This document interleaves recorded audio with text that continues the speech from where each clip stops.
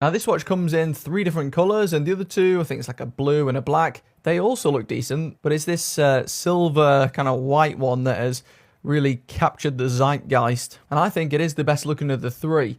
The most distinctive thing about it is this case shape, and it looks a lot like a Zenith chronograph. Not sure exactly which model, but I have seen some of their El Primero chronographs that look a lot like this in terms of shape. The dial is a bit different, but I have to say it is one of the best looking Casio watches I've seen the last few years, without a doubt. Now, I did pay a fair whack for this. I think it was about 140 quid, but it should be available on grey market sites for less than that. So I'll link it on those sites when it's back available in the video description. You can get some of the other colours for 100 quid or even sometimes under £100. Man, that sunburst and the colour combination just looks fantastic. The markers as well, I can't recall if I've seen these particular markers on a Casio watch before, but they're definitely some of the best looking. They're 3D, got a bit of intricacy to them, and it's also got a sapphire crystal. Now, it does have a fair amount of text stacked there at the top, but honestly, I don't think it looks bad at all, and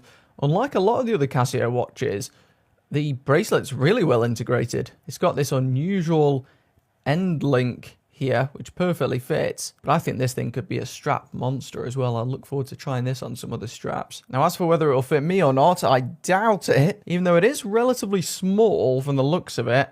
I reckon due to that boxy shape, it's probably going to wear a touch too large for me. Widthways have got it as about 39.7. Lug to lug, just over 47, and thickness of 11 millimeters. Of course, this one is quartz. Let's test this action.